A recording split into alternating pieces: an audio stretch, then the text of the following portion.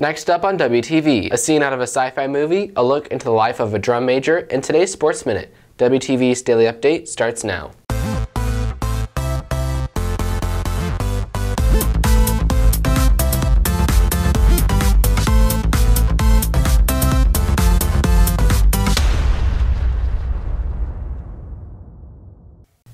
Good morning, Red Hawk Nation. Today is Thursday, September 27th, and I'm Wade Glover with today's Daily Update brought to you by Wingspan TV. Like a scene out of a sci-fi movie, one teacher on campus collects things others may consider strange or weird. WTV's Stephanie Q has the story.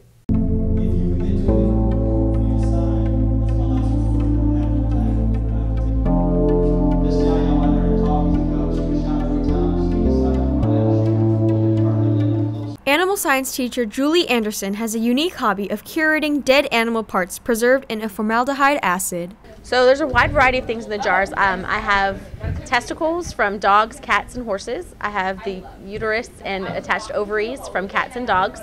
I have an eye that was removed from a dog, an eye that was removed from a horse. I have the tumor. I have fetal pigs, fetal puppies. I have Cuterebra, which are fly larvae that were implanted into a dog's face. I have a Ascaris, or a roundworm, which is the most common parasite of puppies and kittens. And I think that's kind of it. The real showstopper, however, lies in the largest jar of all. One of my favorites is the black lab puppy that had difficulty on its way out of the birth canal, and so they had to pull it, and that's a jar. His name's Shadow.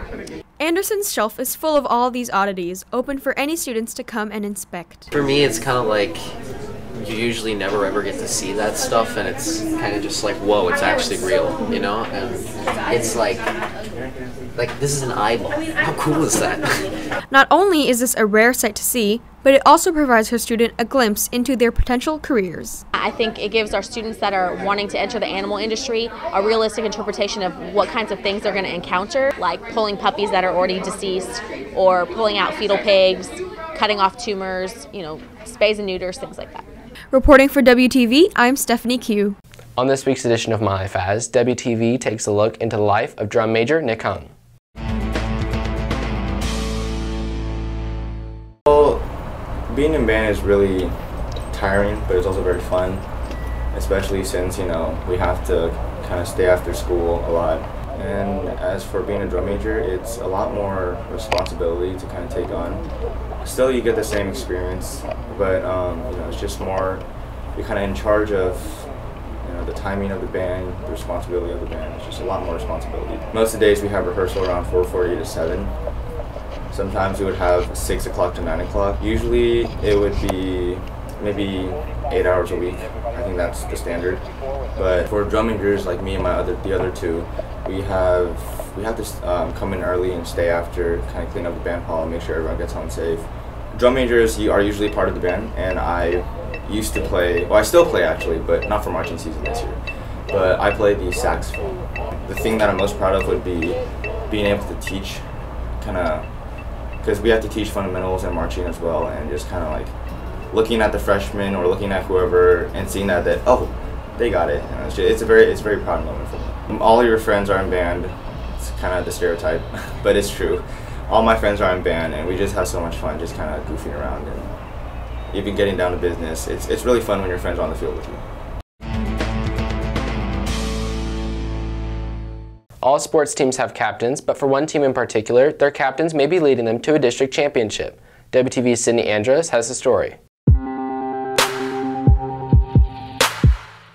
Advancing to the third round of the playoffs last year, the volleyball team had one of its best seasons in recent history. Helping lead the way for the team are captains Ashley Pennington and Jenna Winnes. For head coach Yui Womble, the choice in captains came down to a few factors. Look for those kids that step up and that are have those leadership qualities, that are hard workers, that are people of good character, and that are selfless and willing to, put the extra effort for their team.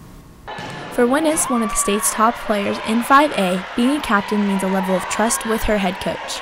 I'm glad that my team can trust me, and that Coach Womble trusts me to help lead this team since we are super good this year. Both captains carry not only trust, but responsibilities and want to help their team the best way they can. Me and Jenna work together a lot because we're both captains, and we just kind of get together and decide what approach is going to work the best for which game and just how to help people and help our teammates the best that we can.